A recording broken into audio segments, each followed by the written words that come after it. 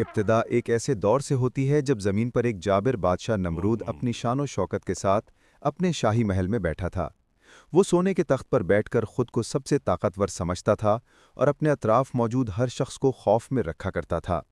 उसके महल्लात रोशनियों से जगमगाते थे मगर उसका दिल अंधेरों से भरा हुआ था। नमरूद ने एक दिन गुरूर में भरकर ये ऐलान कर दिया कि तुम सब मुझे खुदा कहो, मैं ही जिंदगी और मौत देने वाला हूँ। वो अपनी बड़ाई जताने के लिए अपनी राया को झुकने पर मजबूर करता था और लोग उसके जुल्म से कांपते हुए उसका हुक्म मानने पर मजबूर थे। इस सरजमीन के बेबस अवाम निहायत दर्द और खौफ में जिंदगी गुजार रहे थे।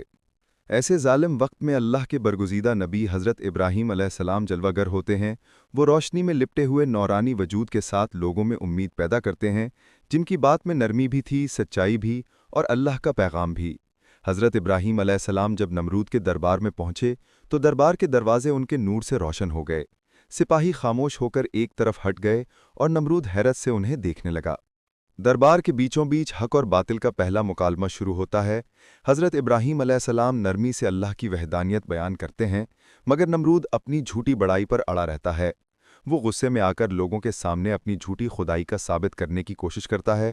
वो दो कैदियों को बुलाता है, एक को छोड़ देता है और दूसरे को मरवा देता है और कहता है कि देखो मैं ज़िंदगी देता हूँ और मौत भी देता हूँ। हज़रत इब्राहीम अलैहिस्सलाम निहायत सुकून से जवाब देते हैं कि अगर तू वाकई खुदा है तो सूरज को मशरिक़ के बजाय मगरिब से तुलू करके दिखा दे। इनके इस तारीखी सवाल ने नमरूद की ज़बान रोक दी। उसका गुरूर लम्हों में टूट गया। वो हैरान रह गया और कोई जवाब ना दे सका। उसके दिल में गुस्सा भड़क उठा और वो अपने तख्त पर मुक्का मारकर चिल्ला उठा कि इस नबी को सज़ा दो। मगर ज़मीन पर जुल्म सिर्फ कुछ वक्त तक ही चलता है। अल्लाह का फैसला हो चुका था कि इस सरकश बादशाह के गुरूर का अंजाम आने वाला है। आसमान पर स्याह बादल छा गए और अल्लाह ने अपनी कुदरत के इजहार के लिए एक नन्हे मच्छर को हुक्म दिया, एक ऐसा ज़र्रा जिसे इंसान शायद अहमियत ही ना दे, मगर अल्लाह ने इसी को अपने अजाब का वसीला बनाया। वो छोटा सा मच्छर भेज दिया गया और वो नमरूद के चेहरे के गिर्द मंडलाने लगा।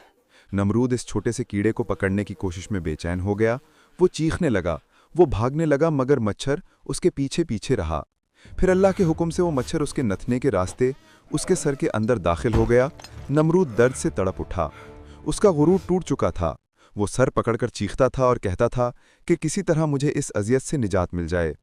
आखिरकार वो वक्त आ पहुंचा जब उसका तख्त, उसकी ताकत और उसका गुरूर सब खत्म हो गया। एक वक्त का जाबिर बादशाह ज़मीन पर गिरा पड़ा था। उसका ताज उसके पहलू में गिर चुका था।